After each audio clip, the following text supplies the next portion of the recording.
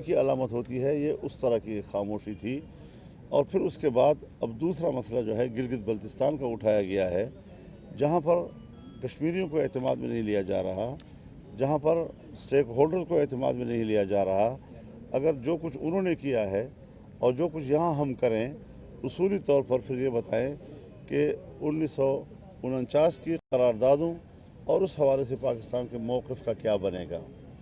यानी जब पाकिस्तान ने 1949 में अक़वाम मुत्तहिदा के अंदर सलामती कौंसिल के अंदर जो कश्मीर के नक्शे खुद जमा कराए हैं और उसके अंदर गिलगित बल्तिस्तान को डाला है, और फिर आज़ाद कश्मीर की सुप्रीम कोर्ट का फ़ैसला है कि Gilgit Baltistan is a part of all Jammu Kashmir, तो उस हवाले से पाकिस्तान को अपने उसूली मौक़िफ़ की तरफ भी देखना होगा कि अगर वो कश्मीरियों को इस तरह मायूस करेंगे तो उनकी जो 72 साल से जो उनके खून पर हमने सियासत की है, जहाँ हमने उनके माओ बहनों की इस्मतों पर सियासत की है, जहाँ हमने उनके बच्चों के चेहरों से छलकते हुए खून पर सियासत की है, उन बेचारों का क्या बनेगा।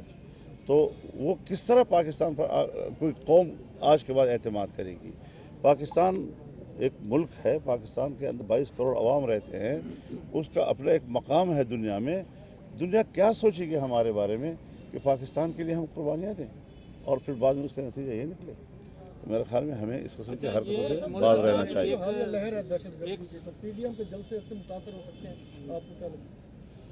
हम जलसे करते रहेंगे और तहफ़्फ़ुज़ देना ये रियासत की ज़िम्मेदारी है। अगर रियासत हाथ उठा ले और कहे कि हम अब अपने शहरियों को तहफ़्फ़ुज़ नहीं दे सकते, इंशाअल्लाह हमारा रज़ाकार ख़ुद अपने इज्तिमात को सिक्योरिटी मुहैया करेगा। हुकूमत का मीडिया पर दबाव बढ़ता जा रहा है, मीडिया वर्कर्स बेरोजगार हो रहे हैं, 24 न्यूज़ की नशरियात को बंद हुए आज 2 माह मुकम्मल हो गए हैं, तो क्या कहेंगे? हुकूमत जो है कार्रवाई करी, इंतकामी कार्रवाई इस हवाले से क्या कहेंगे? ये डिक्टेटरशिप की अलामत है। जिस वक्त मीडिया के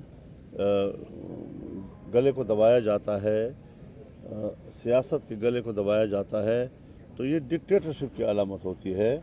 तो जो शिकायत आप कर रहे हैं यही शिकायत हमें है, और हम इस महाज पर मीडिया के शाना बशाना खड़े हैं, उनके एहतजाज में हम उनके साथ शरीक हैं, और ये अलामत है इस बात की कि पाकिस्तान में जमहूरी हुकूमत नहीं है। नवाज शरीफ से पहले आ जाएंगे, कोई है ऐसा ऐड कर लें?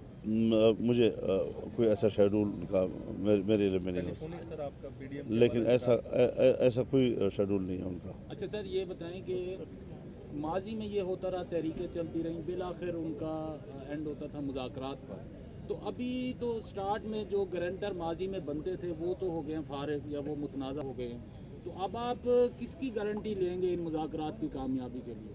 हम न मुज़ाकरात करते हैं न इनके साथ मुज़ाकरात के हम हक़ में हैं। अल्टीमेट आखिर सलूशन इसका क्या होगा? सलूशन यही है कि इलेक्शन कमीशन इस इंतखाब को मनसूख करे और नए इंतखाब का ऐलान करे। अच्छा, इन-हाउस तब्दीली के बारे में सर आपकी क्या? सी पैक का आप मौजूदा हुकूमत के होते हुए सी पैक का क्या फ्यूचर देख रहे हैं? सी पैक एक तो फ्यूचर क्या है, उसके फ्यूचर को तो तबाह कर दिया गया है, जिससे खित्ते में हमारे सबसे बड़े दोस्त, गहरे दोस्त, मीठे दोस्त चाइना के एतमाद को धचका लगा है। और इसके अलावा तो बाकी तो हम ऑलरेडी फारिग हैं, अपने खित्ते में तनहा हैं। और अब आज एक कानून साजी हो रही है कि जिसमें सी पैक के जो चेयरमैन हैं या उनका जो अमला है उसको नेब और एहतसाबी इदारों के से मुस्तस्ना करार दिया जा रहा है। यानी मतलब ये है कि एक तो सी पैक को डबो दिया गया, डबोने के बाद अब उसमें करप्शन के रास्ते भी आज़ाद कर दिए जाएंगे, क्योंकि उनको एहतसाब के तमाम इदारों से मुस्तस्ना करार दिया जा रहा है। इसे कहते हैं कि सरकारी तौर पर कानूनी करप्शन, कानून के ज़रिए से आप करप्शन के खुद रास्ते खोल रहे हैं और लोगों को छुट्टी दे रहे हैं कि सी पैक जैसे मंसूबे के लिए कोई एहतसाब नहीं होगा, नए एहतसाबी इदारा जो है उसको हाथ डाल सकते। शिबली फराज साहब ने आज सेनेट में इसी बात के ऊपर फरमाया है कि जो सी पैक के मनसूबे थे उसमें नवाज शरीफ, शहबाज शरीफ या पिछली हुकूमतें अपनी बड़ी बड़ी तस्वीरें ला के खुद फीते काटते थे, अब बतौर एक इंस्टीट्यूशन एक इदारा बनेगा, वही इसको मॉनिटर करेगा। ये कोई दलील नहीं है, ये कोई बात नहीं है। इन हाउस जो इस मंसूबे, जो हुकूमत इस मंसूबे को लाती है ایفرٹس کرتی ہے، توانائیاں صرف کرتی ہے. جو حکمران بذات خود دن رات جاگ کر پاکستان کو اتنے بڑے منصوبے دینے کے لیے متحرک رہتے ہیں، آپ ان کے ساتھ صرف ایک کتبہ لگانے کے اوپر جنگ لڑتے ہیں. یہ معیار ہے تمہاری لڑائی کا، یہ پالیسیوں کا معیار ہو گیا ہے کہ کتبہ پھر کون لگائے گا اور کون نہیں لگائے گا. یعنی ایک حکمران ہے جس نے ایفرٹس کی ہے، محنت کی ہے اس نے، اور پاکستان کو انہوں نے ایک بہت بڑے ترقی یافتہ ملک کی طرف لے جانے کے لیے بڑا اقدام کیا ہے. آج آپ کہتے ہیں جی کہ آپ کتبہ کیوں لگاتے ہیں اس کے اوپر؟ تمہارا تو کتبہ ہے ہی نہیں، تو پھر لگاؤ گے کیا؟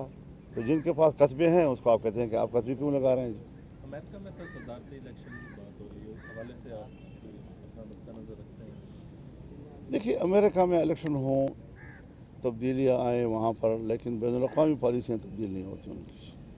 اچھا مولانا صاحب، امت مسلمہ کے خلاف، ہمارے خطے کے خلاف جو ان کی پالیسیاں ہیں وہ بدستور جاری رہیں گی، اور اس میں ہمیں ہر سطح پر یہ سوچنا چاہیے کہ ہم ان کے ساتھ تعلقات خراب کرنے کے قائل نہیں ہیں، لیکن ان کے دباؤ میں آ کر پالیسیاں بنانے کی بھی ہم. مولانا، آپ نے ابھی فرانس کے حوالے سے فرمایا کہ وہ صدر بھی آ گیا ہے وہ ساقی میں، تو یہ فرما دیجیے گا کہ آپ چونکہ دینی رہنما بھی ہیں اور مسلم ممالک میں آپ کا کافی اثر رسوخ ہے، تو فرانس سے بائیکاٹ کے سلسلے میں آپ کچھ اقدامات کر رہے ہیں، دورے کر رہے ہیں مڈل ایسٹ کے؟ نہیں، میرے خیال میں مڈل ایسٹ ہم سے بہت آگے ہے اس حوالے سے، اور تمام عرب ممالک میں بہت بھرپور طور پر مارکیٹیں جو ہیں ان کے پروڈکٹ سے خالی ہو رہی ہیں، فرانس کے پروڈکٹ سے. تو وہ آلریڈی ہم سے بہت آگے ہیں. سب سے ٹاپ پر اس وقت یا اردگان جا رہا ہے یا چائشنا جا رہا ہے. تو بہت بھرپور طور پر وہ اپنا میسج دے رہے ہیں، اور میں سمجھتا ہوں یہ آواز صرف ایک حکمران کی نہیں یا ایک قوم کی نہیں، یہ امت مسلمہ کی آواز ہے. اچھا، P T M Nawaz Sharif کا جو بیانیہ ہے، کیا تمام پی ٹی ایم سے متفق ہے؟ بیانیہ کیا ہے اس کا؟ جو آج کل باتیں کر رہے ہیں، جرنیلوں کے خلاف باتیں کر رہے ہیں. تو یہ جب عمران خان کیا کرتا تھا تو اس وقت کیوں نوٹس نہیں دیتے؟ یہ کوئی بات ہے یار؟ ہمیں گلہ ہے اپنے لوگوں سے، ہمیں گلہ ہے، ہمیں شکایت ہے.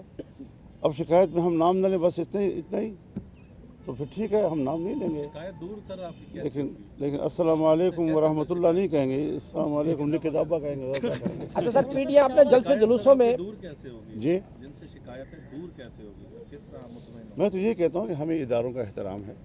ادارے ملک کے لیے ناگزیر ہوتے ہیں.